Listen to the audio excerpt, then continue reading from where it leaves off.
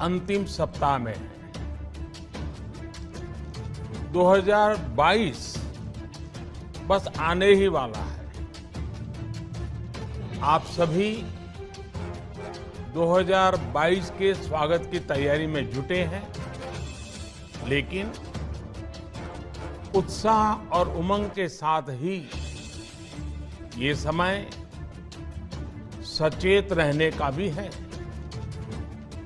आज दुनिया के कई देशों में कोरोना के नए वेरिएंट ओमिक्रॉन की वजह से संक्रमण बढ़ रहा है। भारत में भी कई लोगों के ओमिक्रॉन से संक्रमित होने का पता चला है।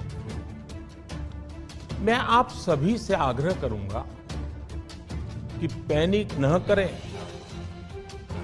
हां, सावधान रहें, सतर्क रहें, मास्क उसका भरपूर उपयोग करें और हाथों को थोड़ी थोड़ी देर पर धुलना, इन बातों को हमें भूलना नहीं है। आज जब वायरस म्यूटेट हो रहा है तो हमारी चुनौतियों का सामना करने की ताकत और आत्मविश्वास भी मल्टीप्लाई हो रहा है। हमारी इनोवेटिव स्पिरिट भी बढ़ रही है। आज देश के पास 18 लाख आइसोलेशन बेड्स हैं, 5 लाख ऑक्सीजन सपोर्टेड बेड्स हैं, 1,40,000 आईसीयू बेड्स हैं। आईसीयू और नॉन आईसीयू बेड्स को मिला दें तो 90,000 बेड्स विशेष तौर पर बच्चों के लिए भी हैं। आज देश में 3,000 से ज्यादा पीएसए ऑक्सीजन प्लांट्स काम कर रहे हैं। 4 लाख ऑक्सीजन सिलेंडर्स देश भर में दिए गए हैं। राज्यों को जरूरी दवाओं की बफर डोज तैयार करने में सहायता की जा रही है। उन्हें पर्याप्त टेस्टिंग किट्स भी मुहैया कराई जा रही है। साथियों, कोरोना वैश्विक महामारी से लड़ाई का अब तक का अनुभव यही बताता है कि व्यक्तिगत स्तर पर सभी दिशा निर्देशों का पालन कोरोना से मुकाबले का बहुत बड़ा हथियार है। और दूसरा हथियार है वैक्सीनेशन। हमारे देश ने भी इस बीमारी की गंभीरता को समझते हुए बहुत पहले वैक्सीन निर्माण पर मिशन मोड में काम करना शुरू कर दिया। वैक्सीन पर रिसर्च के साथ साथ ही approval processes, supply chain, distribution, training, IT support system, certification पर भी हमने निरंतर काम किया। इन तैयारियों का ही नतीजा था कि भारत ने इस साल 16 जनवरी से अपने नागरिकों को वैक्सीन देना शुरू कर दिया था। ये देश के सभी नागरिकों का सामूहिक प्रयास और सामूहिक इच्छा शक्ति है कि आज भारत 141 करोड़ वैक्सीन डोज के अभूतपूर्व और बहुत मुश्किल लक्ष्य को पार कर चुका है। आज भारत की वयस्क जनसंख्या में से 61% से ज्यादा जनसंख्या को वैक्सीन की दोनों डोज लग चुकी है। इसी तरह वयस्क जनसंख्या में से लगभग 90% लोगों को वैक्सीन की एक डोज लगाई जा चुकी है।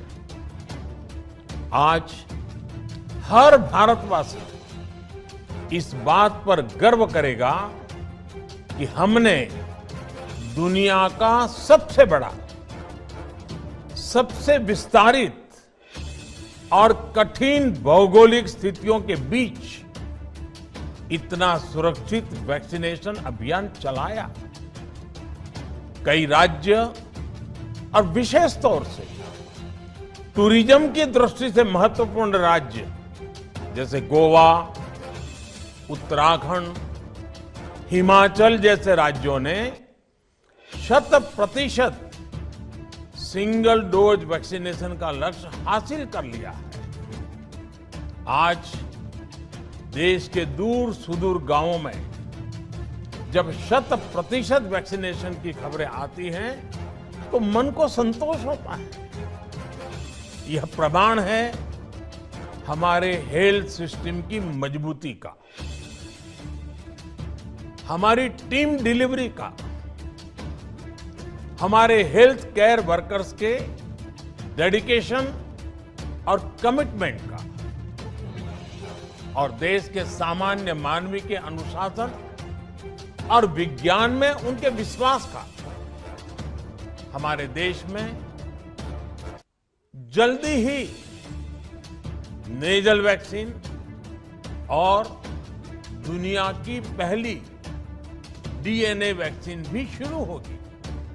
साथियों, कोरोना के खिलाफ भारत की लड़ाई शुरू से ही वैज्ञानिक सिद्धांतों, वैज्ञानिक परामर्श और वैज्ञानिक पद्धति पर आधारित रही है।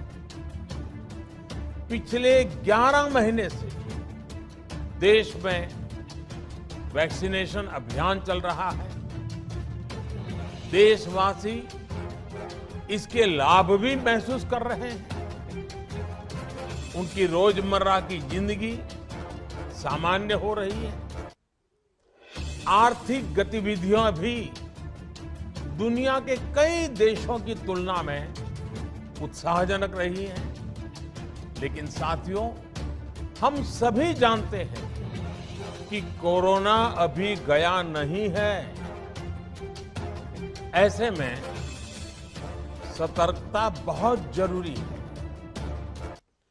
देश को सुरक्षित रखने के लिए, देशवासियों को सुरक्षित रखने के लिए हमने निरंतर काम किया है। जब वैक्सीनेशन शुरू हुआ तो उसमें भी वैज्ञानिक सुझावों के आधार पर ही ये तय किया गया कि पहली डोज किसे देना शुरू किया जाए, पहली और दूसरी डोज में कितना अंतराल हो, स्वस्थ लोगों को कब वैक्सीन लगे, जिन्हें कोरोना हो चुका है उन्हें कब वैक्सीन लगे, और जो कोमॉर्बिडिटी से ग्रस्त हैं उन्हें कब वैक्सीन लगे। ऐसे निर्णय लगातार किए गए और ये परिस्थितियों को संभालने में काफी मददगार भी साबित हुए हैं। भारत ने अपनी स्थिति परिस्थिति के अनुसार भारत के वैज्ञानिकों के सुझाव पर ही अपने निर्णय लिए हैं। वर्तमान में ओमिक्रॉन की चर्चा जोरों पर चल रही है। विश्व में इसके अनुभव भी अलग अलग है, अनुमान भी अलग अलग है। भारत के वैज्ञानिक भी इस पर पूरी बारीकी से नजर रखे हुए हैं, इस पर काम कर रहे हैं। हमारे वैक्सीनेशन को आज जब 11 महीने पूरे हो चुके हैं तो सारी चीजों का वैज्ञानिकों ने जो अध्ययन किया है और विश्व भर के अनुभवों को देखते हुए आज कुछ निर्णय लिए गए हैं। आज अटल जी का जन्मदिन भी है, क्रिसमस का त्योहार भी है, तो मुझे लगा कि इस निर्णय को आप सबके साथ साझा करना चाहिए। साथियों, 15 साल से 18 साल की आयु के बीच के जो बच्चे हैं, अब उनके लिए देश में वैक्सीनेशन प्रारंभ होगा। 2022 में 3 जनवरी को सोमवार के दिन से इसकी शुरुआत की जाएगी। ये फैसला कोरोना के खिलाफ देश की लड़ाई को तो मजबूत करेगा ही, स्कूल कॉलेजों में जा रहे हमारे बच्चों की और उनके माता पिता की चिंता भी कम करेगा। साथियों, हम सबका अनुभव है कि जो कोरोना वॉरियर्स हैं, हेल्थ केयर और फ्रंटलाइन वर्कर्स हैं, इस लड़ाई में देश को सुरक्षित रखने में उनका बहुत बड़ा योगदान है। वो आज भी